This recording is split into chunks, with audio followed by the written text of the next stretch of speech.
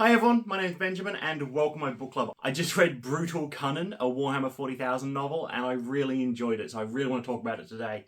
But first, I think we might need just a bit of background for anyone that doesn't know about Warhammer. So Warhammer 40,000 is this sci-fi setting set in the far future. You've got the Emperor of Mankind, and the Space Marines are these superhuman soldiers defending the Imperium of Man. And the Orks are this alien race that's ravaging across the star system. So then you had the Necron, right? And they wanted to be immortal. And that sparks off the war in heaven, the war between the Necron and the old ones, and then the Stompers are like stompy, stompy, stompy, stompy, stomp. And the Orks. And then he's in his plane and he flies across and he goes Mechanicus, they like the Omnicide, machine gods. He accepts that they'll worship him as a god, but he doesn't think he's the god. And then there's the Void Dragon, and then Sanguinius and Horus fight aboard the spaceship. Get off my ship, Space Marine! So in conclusion, Orks are like British soccer hooligans in space, and the Mechanicus are like people that worship technology and they're in a cult.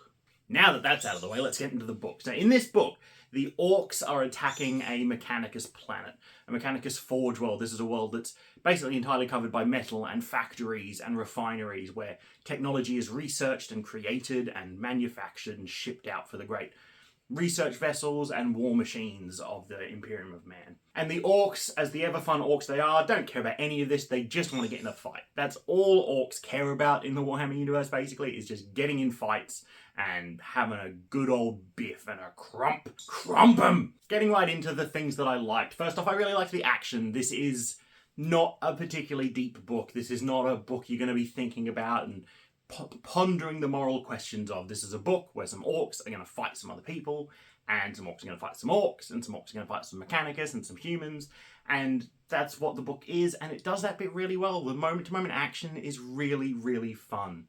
The war is taking place over like the entire planet. It's quick and rapid and brutal, and it feels that way, and the action is written that way. And what really helps that along is another thing that I love, is that we see this conflict from multiple different sides. So we'll like alternate chapters. One chapter will be following the Orks, who are our main characters, but then every now and then we'll get a chapter from the Mechanicus side. And so the Ork chapters are all fun and lighthearted, and viewing this is just such a great time. Let's go kill some humans. And in from the Mechanicus side, you see that cold, sort of sterile mentality of the Mechanicus, but you also see the desperate defense of the Forge world. You see how bad things are going, and you get to see more of a human point of view that kind of highlights that it's not as fun and lighthearted as the Ork bits kind of make it out to be. And the Orks are written so well in this. Orks are, at their heart, in my opinion, in Warhammer, Orks are fun. Orks are absolutely terrifying. They're these massive killing machines who want nothing else but to kill and fight and destroy. Crump 'em! But if you're an Ork, all that stuff is just great fun. You're not doing it because you hate someone. You're not doing it because you're at war with them. You're doing it because it's fun to do these things. That's what Orks think, and that just drips off the page on the Ork sections. They're just having a fantastic time. And it's hard not to smile along with them as they destroy tanks and robots and kill people. And then you flip to the Mechanicus stuff and you suddenly get the sort of more, I suppose, realistic view of what's going on. And you're reminded that this is a terrible conflict with awful loss of life and just how scary this big green tide of Orks really is. And the plot is really fun. The war, it all kind of makes sense. There's no out of left field things, I don't really think. The characters are particularly good, especially on the Mechanicus side. I really like the characters in that storyline. But our main Ork character, 𝕚𝕚𝕚𝕚, is really good as well as his like rivalry that he has going on with some of the other Ork characters. And the pacing means that we're just kind of going from big highlight set piece to set piece, and you have some amazing big set pieces here, including the 100-meter tall robotic war titans of the Mechanicus facing off against the giant robots of the Orks, the real big brothers of these little guys. You've got all the great Ork vehicles with their speed freaks. You've got the great Ork weaponry. You've got the real good Mechanicum weaponry and units. Which does actually bring me to the first thing that I didn't like, and it's something I thought I would like. Often when reading Warhammer novels, the authors avoid using the actual unit names sometimes, instead describing them. So then if you are a Warhammer fan, you'll be like, oh wait, I know what that unit is. Because obviously all these units have models, like, that's a Chaos Knight, that's a Repulsor, there's some Dreadnoughts over there, there's Intercessor squads. They all have names because they sell them as models for the game.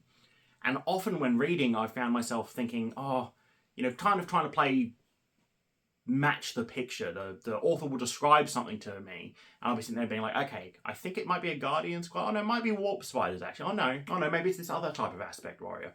And I found myself wishing that, they'd just more often just be like, maybe do the description, but then just, say Warp Spider.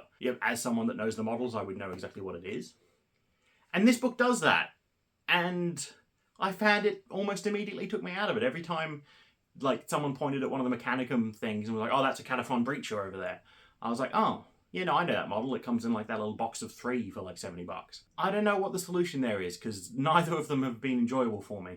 Maybe the best option is to do the description, a bit more description, and then kind of drop the name of the model and the unit kind of in, not calling them Cataphon Breachers, but maybe it's calling them Breachers. And from the rest of it, you'll know that they're Cataphon units. I don't know what the solution is, but yeah, the dropping the names of the units in here often took me out of it, which is surprising because I haven't had that in a lot of other Warhammer novels.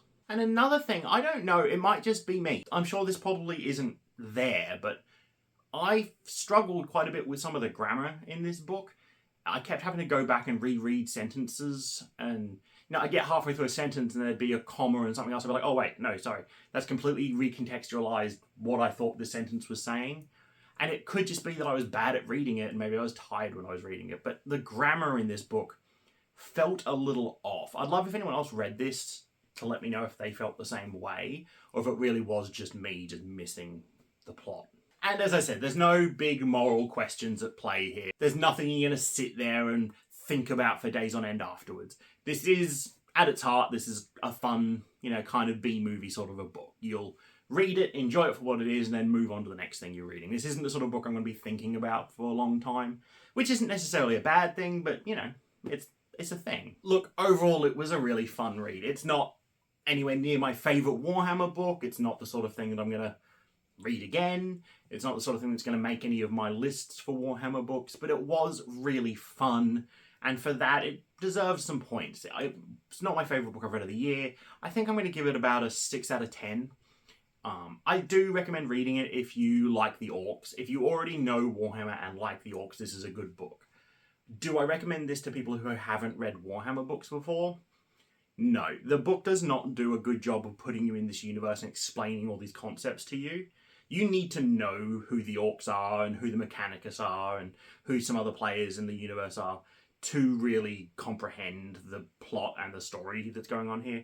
I'm sure you'd get some enjoyment out of it if you knew nothing, but I think you'd mostly just be confused. If you are looking for some Warhammer books to get started with, I do have a list up in that corner over there, which is my beginner Warhammer book list that I recommend. And finally, it is a bingo book. The bingo competition is a year-long readathon that I'm taking part in. It is Reddit's R-Fantasy Bingo. The board is right here.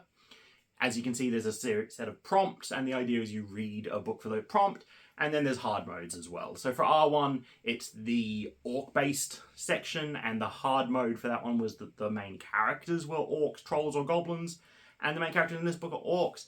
Thank you so much to the commenters in my bingo video who pointed out that obviously I could read a Warhammer book for this square. I don't know why I didn't think of that at the time, but this book was perfect for it. So I'm going to lock it in, and that's the hard mode. And I thought we were doing really well with bingo, but as we get a little bit closer to the end of the year, beginning to worry a little bit. So there you have it. If you've read this book, I'd love to know. The question of the day is, what's the best orc model in Warhammer if you play it? And if you don't play it, what draws you to orcs or Warhammer reading? I'd love to hear from you in the comments below. Thank you so much for watching if you still are, and most of all, remember to keep reading.